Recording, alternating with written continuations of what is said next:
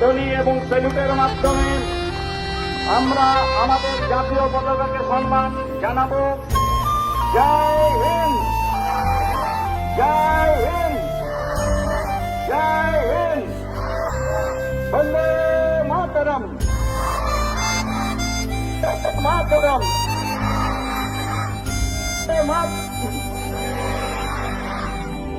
माता की, माता की, भारत माता की।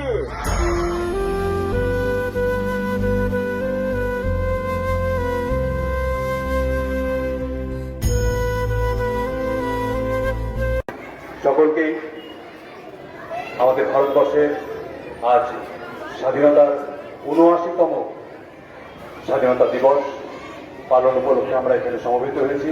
প্রত্যেককে সশ্রদ্ধ প্রণাম, ছোটদের আন্তরিক স্নেহ ভালোবাসা জানাই। আমরা এখানে উপস্থিত হয়েছি, আমরা আসানসোল প্রগতি একটি সেবামূলক প্রতিষ্ঠান। এই প্রতিষ্ঠান ২০০৯ সালে স্বামীজির আদর্শ নিয়ে এই প্রতিষ্ঠানের জন্ম হয়েছিল। মূলত লক্ষ্য ছিল যে অভাবী ছাত্রছাত্রী যারা রয়েছে তাদের পড়াশোনার জন্য তাদের পাশে আর্থিকভাবে কিভাবে দাঁড়ানো যায়, এই চিন্তা নিয়ে এই সংস্থা জন্ম হয়। তারপর আস্তে আস্তে বিভিন্ন কাজের মাধ্যমে এই প্রতিষ্ঠান আজকে আসানসোল এবং এই জেলা এবং রাজ্যের মধ্যে বিভিন্ন জায়গায় ছড়িয়ে পড়েছে। না, এটা সমস্ত কিছু সম্পন্ন হচ্ছে সেটা স্বামীজির অশেষ কৃপাতে। আমরা আজ পর্যন্ত ২০১২ সাল থেকে ১৩০ জন ছাত্রছাত্রীর পাশে থাকতে পেরেছি। তাদের পড়াশোনার জন্য আর্থিকভাবে তাদের পাশে আমরা দাঁড়াতে চেষ্টা করছিও। এছাড়া আমরা শীতের সময় বিভিন্ন গ্রামে গিয়ে সেখানে কম্বল দেওয়া, পুজোর সময় কোনো এক গ্রামে আগে দিতাম, এখন হীরাপুর বিবেকানন্দ আশ্রমের প্রায় ১৭০ জন বাচ্চাকে প্রতি বছর সেখানে নতুন জামা কাপড় তাদের হাতে দিয়ে আসা হয়। বিভিন্ন ক্যান্সার আক্রান্ত মানুষ চিকিৎসার জন্য যারা পয়সার অভাবে চিকিৎসা করাতে পারছে না, তাদের আবেদনও আমরা সাড়া দেওয়ার চেষ্টা করি। আমরা থ্যালাসেমিয়া বাচ্চাদের পাশে দাঁড়াবার চেষ্টা করছি। এখন পর্যন্ত ১১ জন থ্যালাসেমিয়া বাচ্চাকে আমরা আর্থিকভাবে প্রত্যেক বছর তাদের পাশে দাঁড়াই। এছাড়া হুইল চেয়ার দেওয়া, ট্রাইসাইকেল দেওয়া, এই সমস্ত কাজগুলো আমরা আসানসোল প্রগতি পরিবারের পক্ষ থেকে করে থাকি। এই কাজগুলো সম্পন্ন হয় একমাত্র স্বামীজির অশেষ কৃপা। স্বামীজি একটা কথা বলেছিলেন যে এই জীবন কদিন, এই জীবনের চাকচিক্যতা কদিন। তারাই পৃথিবীতে বেঁচে রয়েছে যারা অন্যের জন্য বেঁচে আছেন, বাকি সব মৃত।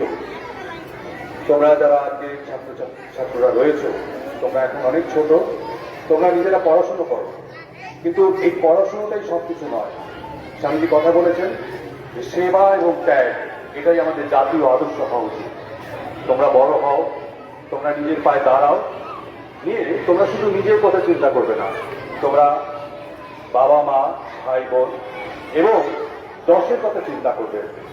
দুটো রুটি যদি পাও, সে রুটিকে ভাগ করে খাওয়ার চেষ্টা করবে। এইভাবে নিজেদের চরিত্র গঠন করো, তবেই একজন ভালো মানুষ হতে পারবে। পৃথিবীতে অর্থ উপার্জনটাই বড় কথা নয়, বড় কথা একজন ভালো মানুষ রূপে তোমার পৃথিবীতে তোমাকে দাঁত খেতে যেতে হবে। স্বামীজি বলেছেন যে এই জীবনে তোমাকে কিছু দাঁত খেতে যেতে হবে। আমি ছাত্ররা যারা আছে তাদেরকে একটাই আবেদন করি, বাবা তোমরা এখন অনেক ছোট, তোমরা পড়াশুনো করছো, খেলাধুলো করছো, কিন্তু বড় হয়ে এই কথাটা মনে রেখো। আর আজকে স্বাধীনতা দিবসে তোমরা এক জায়গায় আমরা সকলে একত্রিত হয়েছি। এই স্বাধীনতা তো বহু মানুষের তাদের আত্মবলিদান দিয়ে আমাদের এই দেশকে স্বাধীনতা দিয়ে গেছে। তারা আমাদের কাছে অ্যাকচুয়াল হিরো, তারাই আমাদের কাছে ঈশ্বর। তাদেরকে স্মরণ রাখবে সর্বদা, তাদেরকে শ্রদ্ধা করবে। আর একটা জিনিস বলি যে সবাইকে তোমাকে মনে রাখতে যদি নাও পারো, ভারতবর্ষে একজন মানুষকে অন্তত ফলো করো, তিনি হচ্ছেন স্বয়ং স্বামী বিবেকানন্দ। স্বামী বিবেকানন্দের ছোট ছোট চটি বই তোমরা যখন একটু বড় হবে তখন রাখবে। তার যে ছোট ছোট উক্তিগুলো, সেই উক্তিগুলো তোমরা পড়ো এবং সেটাকে অন্তরের মধ্যে নিও। তোমরা দেখবে একটা সত্যি সত্যি ভালো মানুষ হতে পারবে।